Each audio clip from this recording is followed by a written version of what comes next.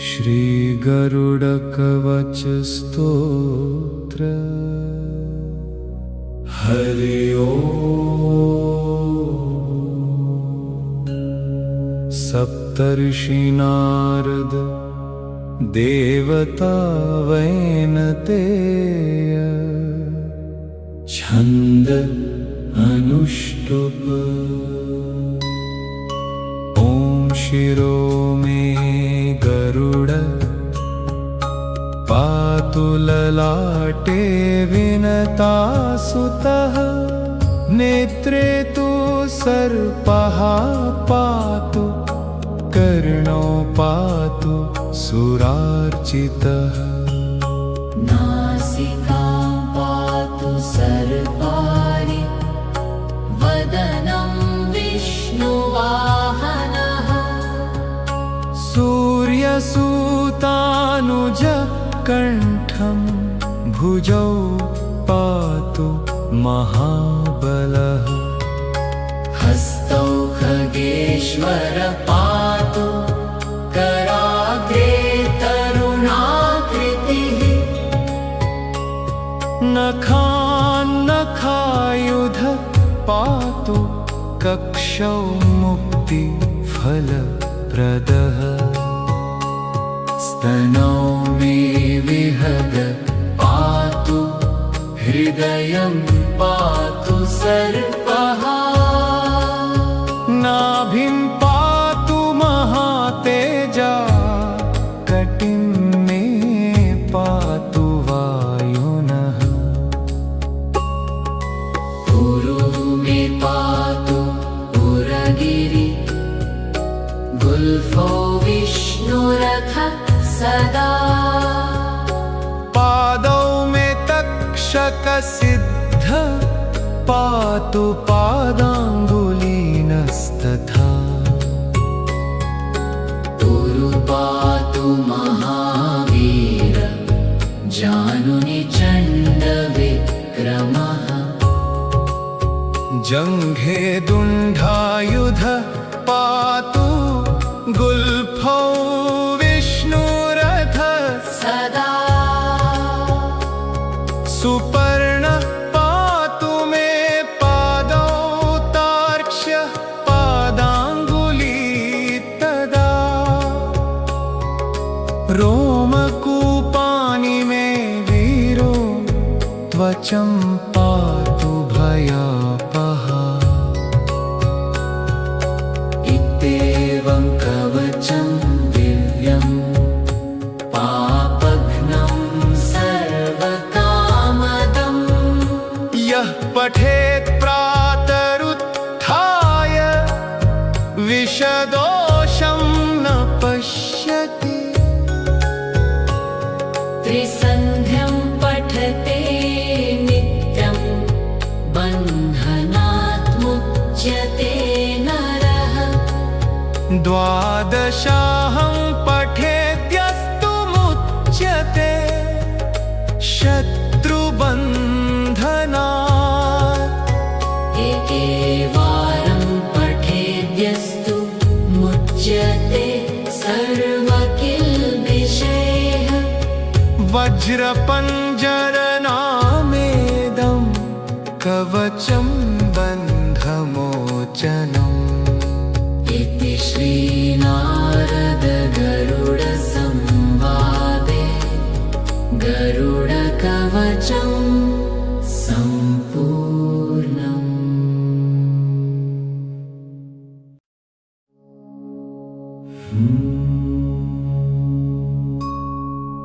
श्री गरुडकवच स्तोत्र। हरि ओम। सप्तर्षि नारद देवता वैनतेय। छंद अनुष्टुप। ओम शिरो मे गरुड पातु ललाटे विनतासुतः। नेत्रे तु सर्पः पातु कर्णो पातु सुरार्चितः नासिकां पातु सर्पारि वदनं विष्णुवाहनः सूर्यसुतानुज कण्ठं भुजौ पातु महाबलः हस्तौ खगेश्वर पातु कराग्रे तरुणाकृतिः नखायुध पातु कक्षौ मुक्तिफलप्रदः स्तनौ मे विहग पातु हृदयं पातु सर्पः नाभिं पातु महातेजा कटिं मे पातु वायुनः पुरू मे पातु पुरगिरि गुल्फो विष्णुरथ सदा पादौ मे तक्षकसिद्ध पातु पादाङ्गुलीनस्तथा पुरु पातु महावीर जानुनि चण्डविक्रमः जङ्घे दुण्डायुध पातु गुल्फौ विष्णुरथ सदा सुपर्ण पातु मे पादौ तार्क्ष्य पादाङ्गुली तदा रोमकूपानि मे वीरो त्वचं पातु भयापः इत्येवं कवचं दिव्यं पापघ्नं सर्वकामदम् यः पठेत् प्रातरुत्थाय विषदोषं न पश्यति त्रिसन्ध्यं पठते नित्यं बन्धनात् मुच्यते नरः द्वादशाहं पठेद्यस्तु मुच्यते शत्रुबन्धनात् एकवारं पठेद्यस्तु मुच्यते सर्वकिल्बिषैः वज्रपञ्जरनामेदं कवचं बन्धमोचनम् इति श्रीनारद गरुडसंवादे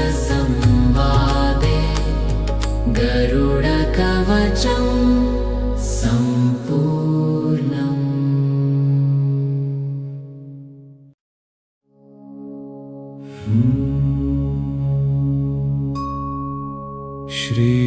श्रीगरुडकवच स्तोत्र। हरि ओम्। सप्तर्षि नारद देवता वैनतेय छन्द अनुष्टुप। ॐ शिरो मे गरुड पातु ललाटे विनतासुतः नेत्रे तु सर्पः पातु कर्णो पातु सुरार्चितः नासिकां पातु सर्पारि वदनं विष्णुवाहनः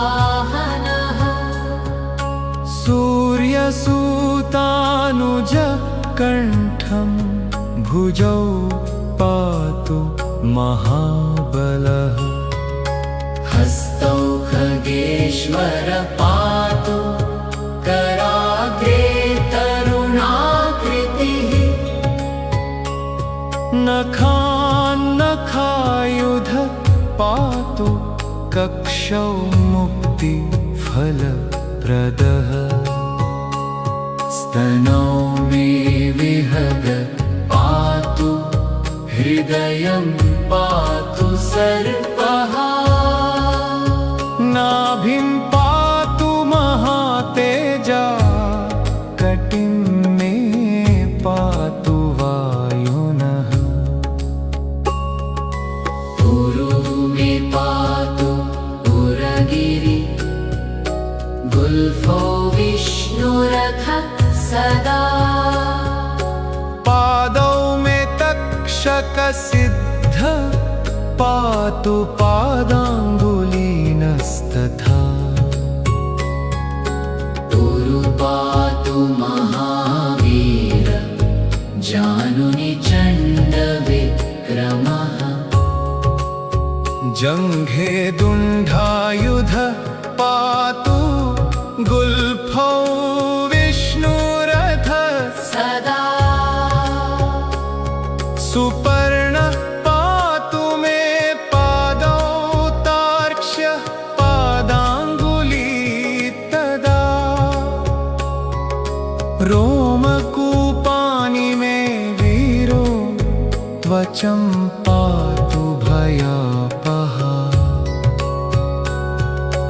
इत्येवं कवचं दिव्यं पापघ्नं सर्वकामदम् यः पठेत् प्रातरुत्थाय विषदोषं न पश्यति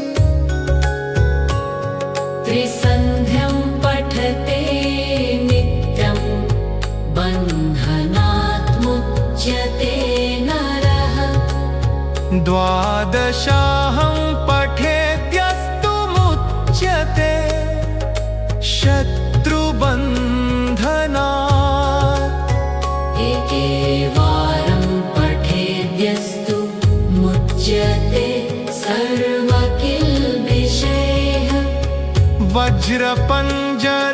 वज्रपञ्जरनामेदं कवचं बन्धमोचनम् इति श्रीनारदगरुडसंवादे गरुडकवचं सम्पूर्णम्।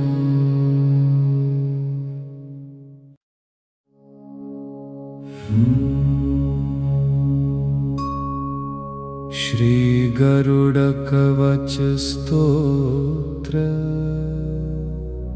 हरि ओम्।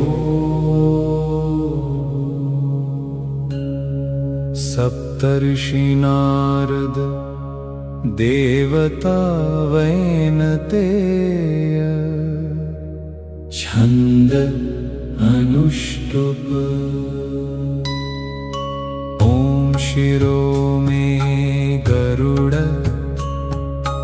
पातु ललाटे विनतासुतः नेत्रे तु सर्पः पातु कर्णो पातु सुरार्चितः नासिकां पातु सर्पाणि वदनं विष्णुवाहनः सूर्यसूतानुज कण्ठं भुजौ पातु महाबलः हस्तौ खगेश्वर पातु कराग्रे तरुणाकृतिः नखान्नखायुध पातु कक्षौ मुक्तिफलप्रदः स्तनौ मे विहग पातु हृदयं पातु सर्पः नाभिं पातु महातेजा कटिं मे पातु वायुनः पुरो मे पातु पुरगिरि गुल्फो विष्णुरथः सदा पादौ तक्षकसिद्ध पातु पादाङ्गुलीनस्तथा ऊरु पातु महावीर जानुनि चण्डविक्रमः जङ्घे दुण्डायुध पातु गुल्फौ विष्णुरथ सदा सुपर्ण पातु मे पादौ तार्क्ष्य पादाङ्गुली तदा रोमकूपानि मे वीरो त्वचं पातु भयापहा इत्येवं कवचं दिव्यं पापघ्नं सर्वकामदम् यः पठेत् प्रातरुत्थाय विषदोषं न पश्यति त्रिसन्ध्यं पठते नित्यं बन्धनात् मुच्यते नरः द्वादशाहं पठेद्यस्तु मुच्यते शत्रुबन्धनात् एकवारं पठेद्यस्तु मुच्यते सर्वकिल्बिषैः वज्रपञ्जरनामेदं कवचं बन्धमोचनम् इति श्रीनारद गरुडसंवादे गरुडकवचं सम्पूर्णम्।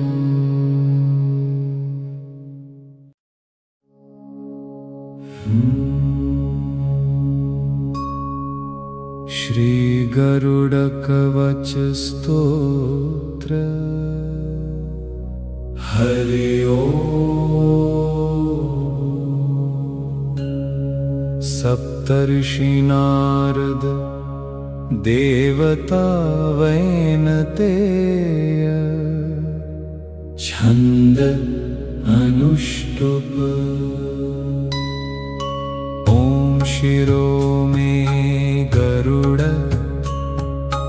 पातु ललाटे विनतासुतः नेत्रे तु सर्पः पातु कर्णो पातु सुरार्चितः नासिकां पातु सर्पारि वदनं विष्णुवाहनः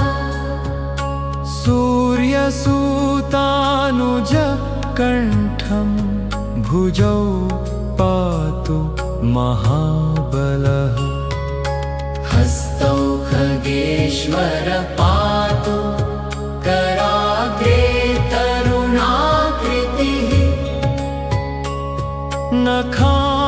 नखायुध पातु कक्षौ मुक्तिफलप्रदः स्तनौ मे विहग पातु हृदयं पातु सर्पः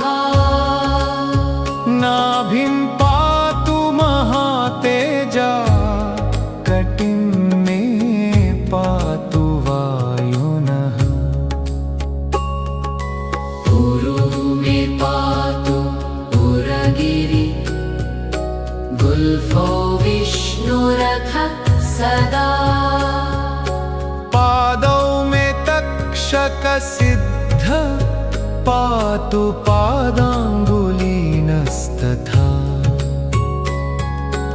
ऊरु पातु महावीर जानुनि चण्डविक्रमः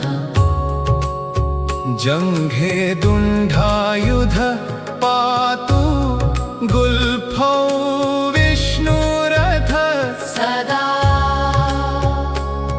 सुपर्ण पातु मे पादौ तार्क्ष्य पादाङ्गुली तदा रोमकूपानि मे त्वचं पातु भयापहा। इत्येवं कवचं दिव्यं पापघ्नं सर्वकामदम् यः पठेत् प्रातरुत्थाय विषदोषं न पश्यति। त्रिसन्ध्यं पठते नित्यं बन्धनात् मुच्यते नरः।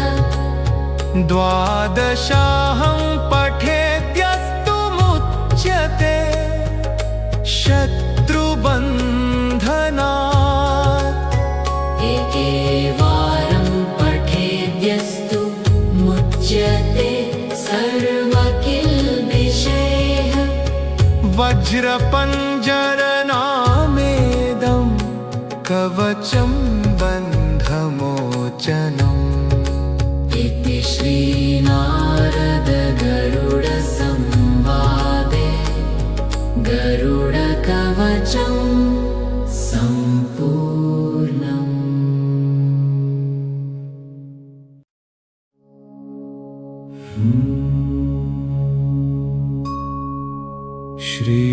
श्रीगरुडकवच स्तोत्र।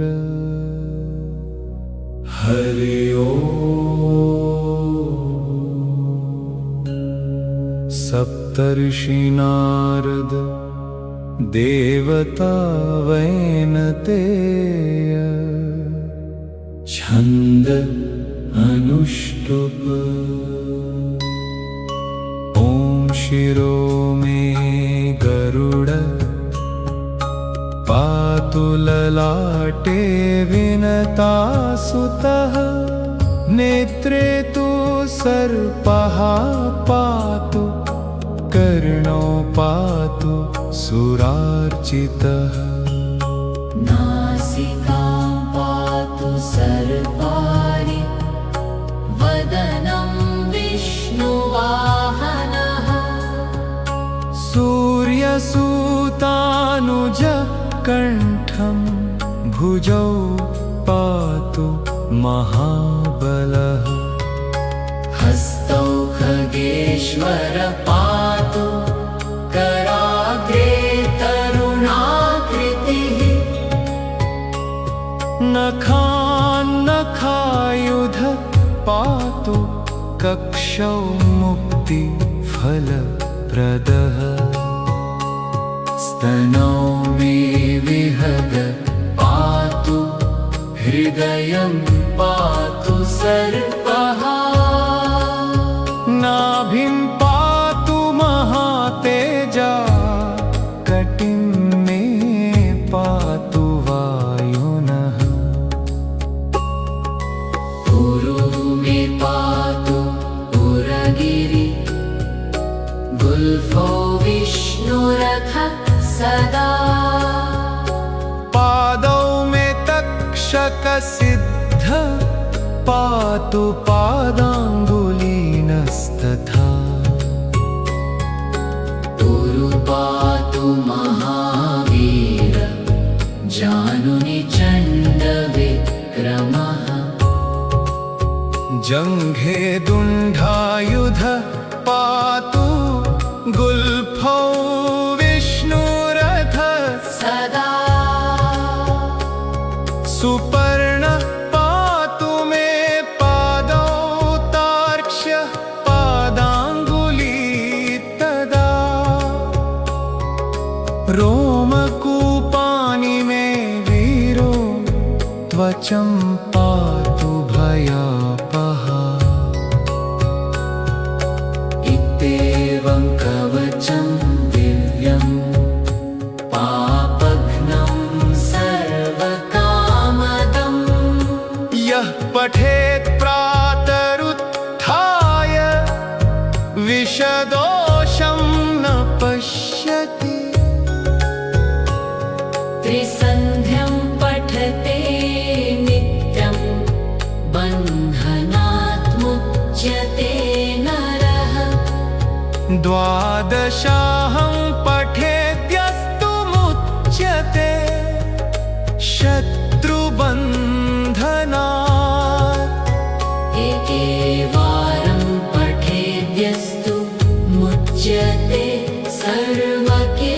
किल्बिषैः वज्रपञ्जरनामेदं कवचं बन्धमोचनम्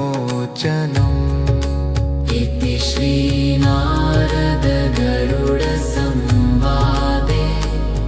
गरुडकवचं सम्पूर्णम्।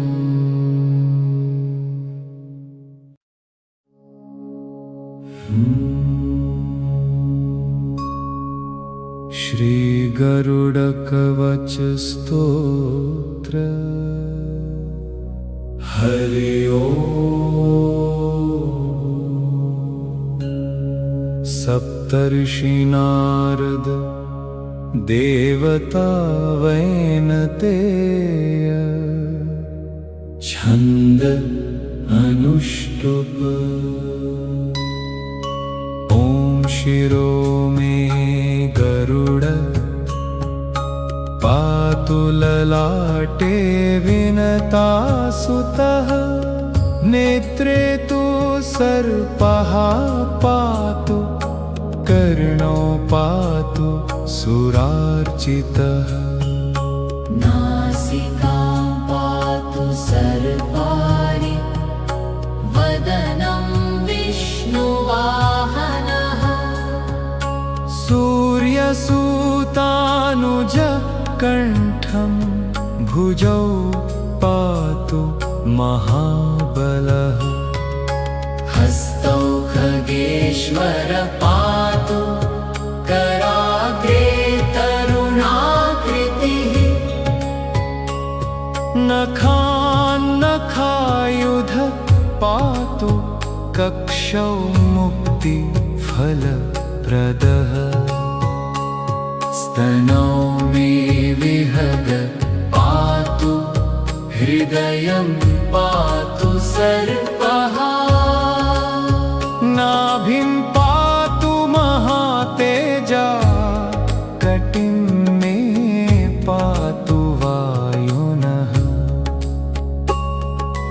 पुरु मे पातु पुरगिरि गुल्फो विष्णुरथ सदा पादौ मे तक्षकसिद्ध पातु पादाङ्गुलीनस्तथा। पुरु पातु महावीर जानुनि चण्डविक्रमः जङ्घे दुण्डायुध पातु गुल्फौ विष्णुरथ सदा सुपर्ण पातु मे पादौ तार्क्ष्य पादाङ्गुलीतदा। रोमकूपानि मे वीरो त्वचं पातु भयापः। इत्येवं कवचं दिव्यं पापघ्नं सर्वकामदम् यः पठेत् प्रातरुत्थाय विषदोषं न पश्यति। त्रिसन्ध्यं पठते नित्यं बन्धनात् मुच्यते नरः द्वादशाहं पठेद्यस्तु मुच्यते शत्रुबन्धनात्। एकवारं पठेद्यस्तु मुच्यते सर्वकिल्बिषैः वज्रपञ्जरनामेदं कवचं बन्धमोचनम् इति श्रीना